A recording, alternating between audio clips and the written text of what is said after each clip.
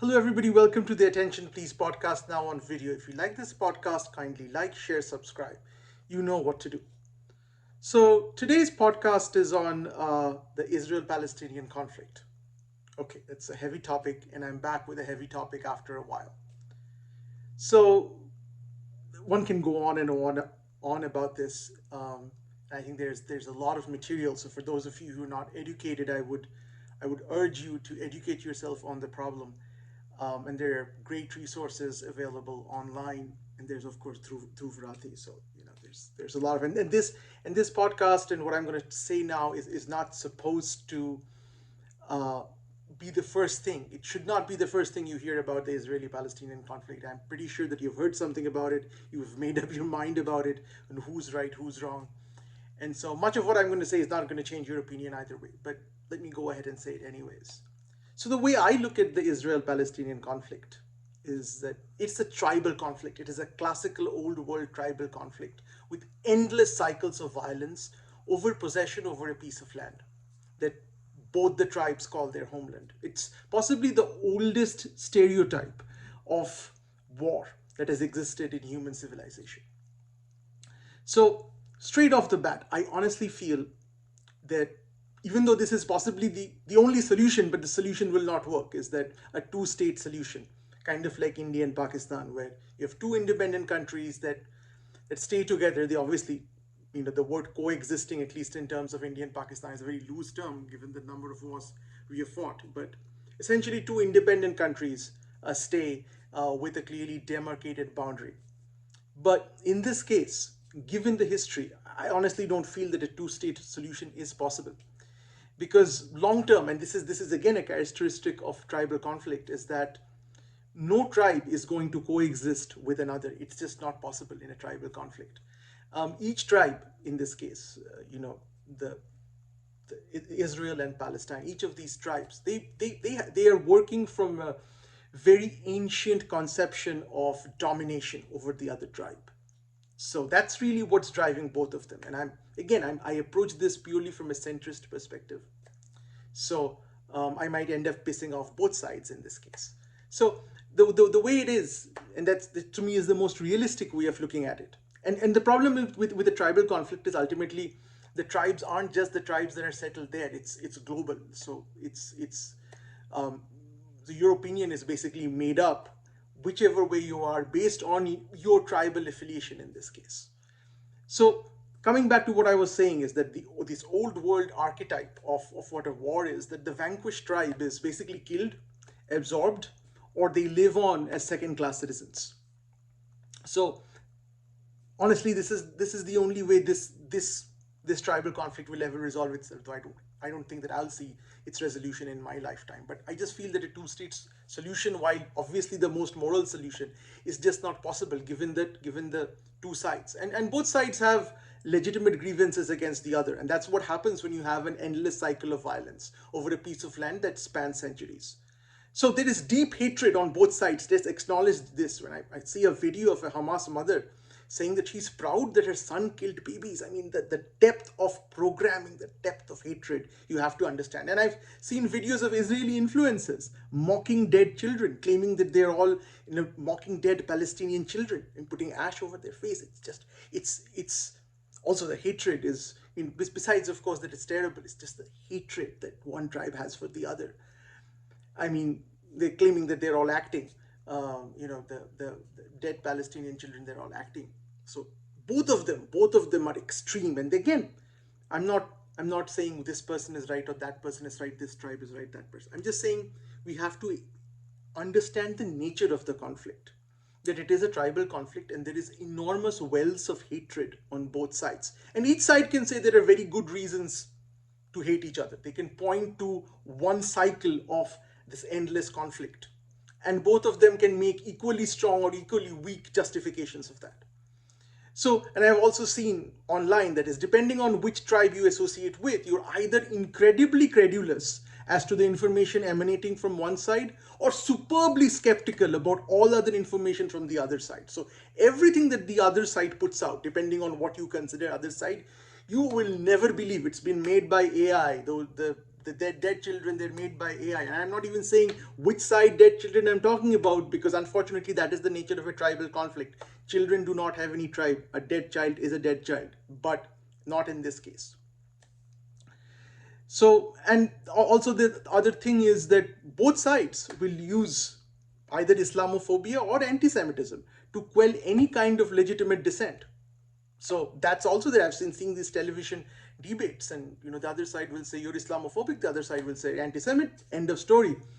But as an aside, this is actually why they don't want you to say that progressive academics say Hindu phobia doesn't exist, because they don't want to give Hindus that card. That's it. They want to deny them that card. So just a side note. That's why this is such an important issue, and which is why I say it again and again.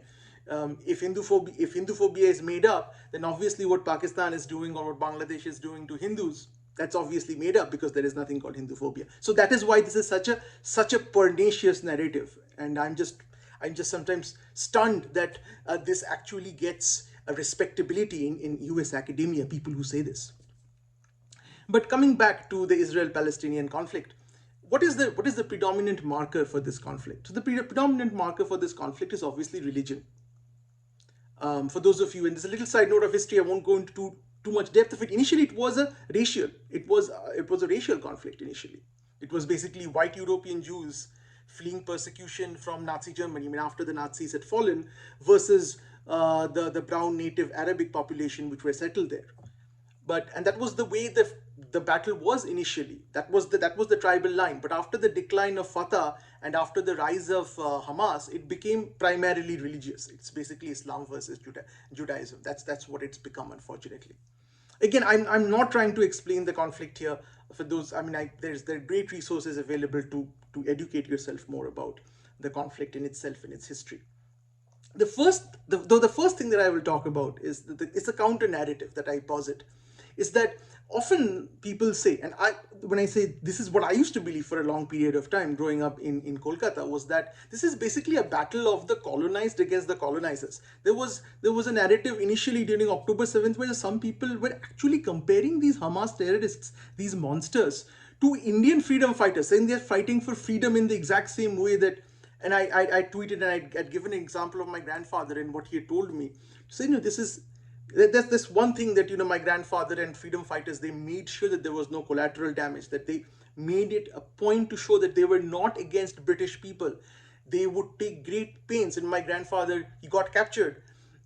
In order to, he could have, as he said, he could have just randomly shot in the air and got out. My grandfather served time in Andaman, which was the place where they sent the toughest and the roughest freedom fighters. So he had a choice to kind of shoot his way out, but he didn't, because he was afraid that he would kill innocents. So not killing innocents was their primary objective.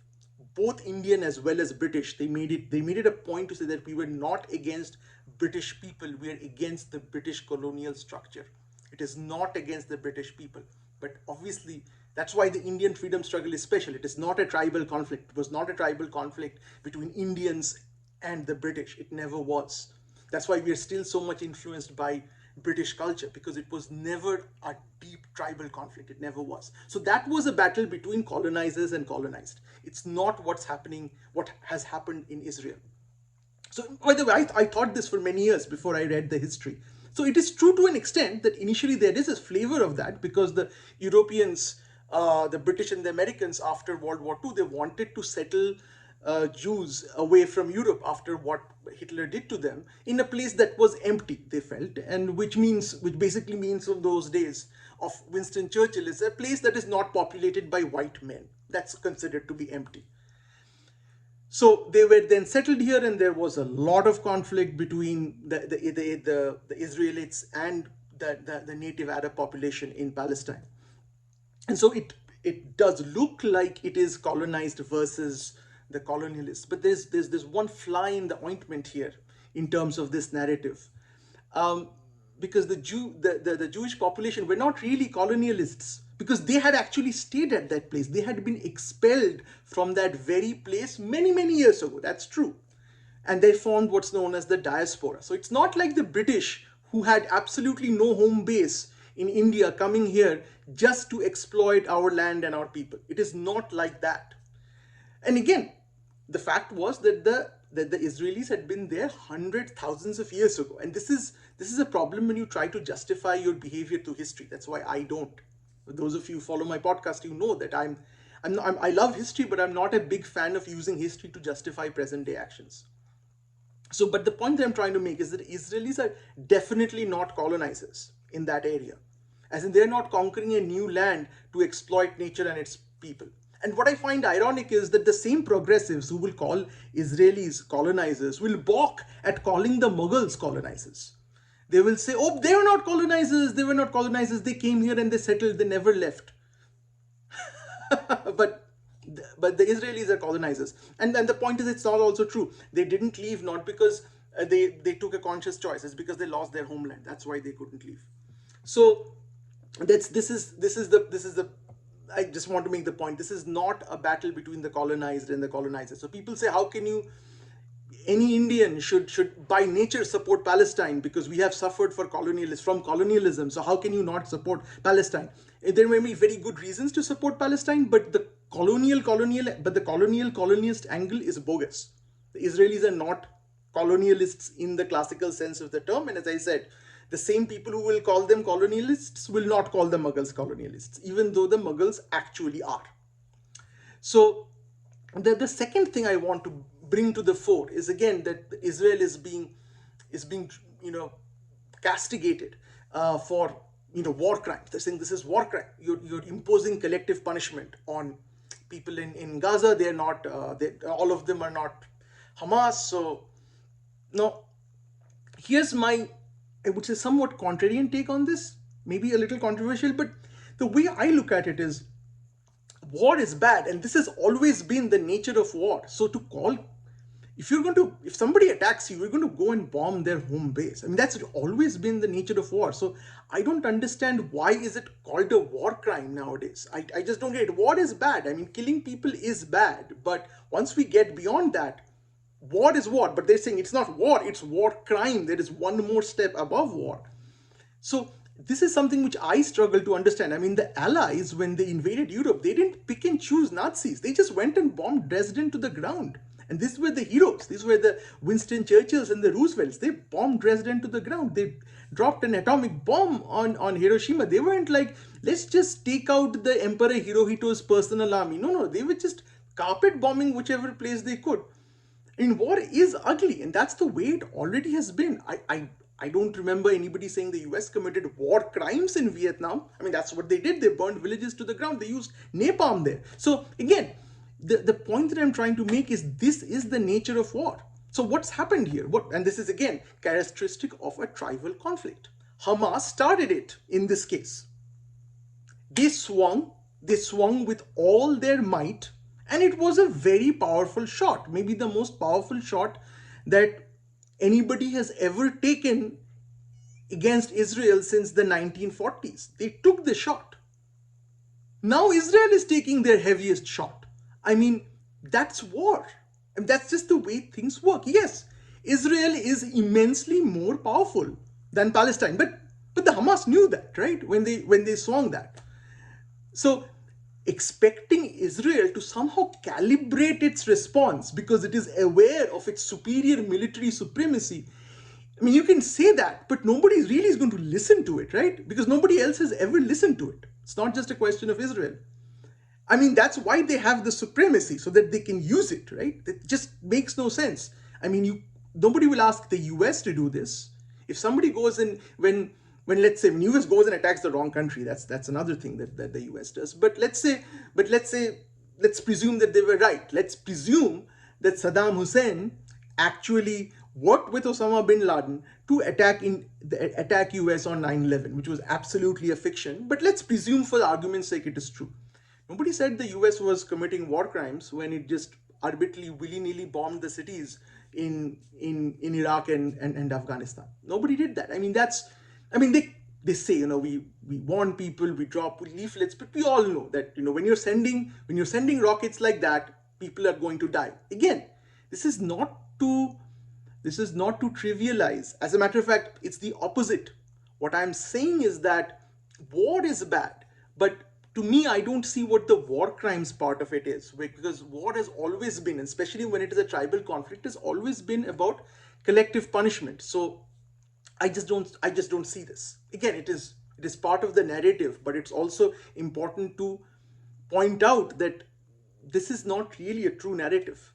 And finally, and this is perhaps the most important point that I'm going to make, is even though I started out by calling it a tribal war, it's really truly not a tribal war. Because in a tribal war, in any war, honestly, there is a presumption. There's a presumption that both sides want to win it. They're in it to win it. Both sides are strategizing to win, to destroy the other in some way or the form, on some form or the other, I'm sorry. But here's where the real thing here is. Hamas does not want to win. It knows it cannot. The superiority that the Israeli army and military has in every respect is just so overwhelming that Hamas does not even want to win, and that is not even their end game. This is not like the charge of the Light Brigade heroes. First of all, there is nothing heroic in what they did, in raping women, killing babies. But it is not even, and this is where the you have to feel for the Palestinian people, that the people who govern them, and again, they're using religion as a tool for radicalization. And that's what happens when you use religion. People think that it is an honor to die. And who are they dying for? They're dying for Hamas. And Hamas doesn't care for Palestinians. And this is an important thing. At least the Israelis care for themselves. Maybe they don't care for anybody else but themselves, but they at least care for themselves. That's what the basis of a tribal war is. But why is then Hamas doing what it's doing? The events of October 7th, which were brutal and reprehensible, and they taped it. They videotaped it for a particular reason. They videotaped it so that the Israelis would have it. And once it's videotaped, there is no way that one country can de-escalate. Nobody will say, especially when it's a country like Israel, that somebody breaks into your country, does this kind of barbarity and atrocity, medieval barbarity, and you just, kind of pull your punches. Nobody can do that. They're basically forcing Israel in many ways to do what they're currently doing. So the events of October 7th were carefully calibrated and publicized so that Israel has no option domestically to pull its punches. That is the most terrible thing about the conflict. That the Hamas, those evil monsters, they want Palestinian children to die. They want Israelis to starve them. And you know why they want to do this? Because of money. That's why. Because war with Israel is the way for Hamas to generate money, asking for donations from rich sheikhs. The Hamas leadership is in Qatar and they are in Europe. So they use this as a way for raising funds which they siphon off for themselves. So this is the irony. The Hamas top brass sits in Qatar. Their second rank, the fighting guys, are basically under the tunnels. And they keep the Palestinians above so that they get bombed and hammered. This is why they did this. This is what makes it such a terrible war. War is bad. But again, Israel is a combatant in a war. They're fighting a war in the way wars have always been fought. And they're looking after their own people. Hamas is not even doing that. Hamas is also ensuring that their people, their own people, the people they claim to represent, are the worst affected.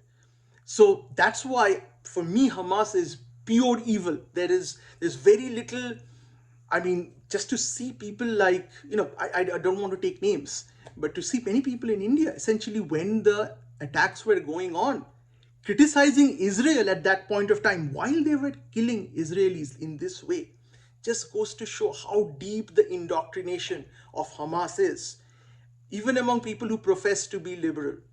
And this to me was shocking because, okay, maybe they care for Palestinians, maybe whatever it is, but if you care for Palestinians, you know that this is a cynical move on the part of Hamas to basically fundraise over the dead bodies of their own people. And I cannot think of any other tribal conflict or any other war where you've had one of the major participants behave like this.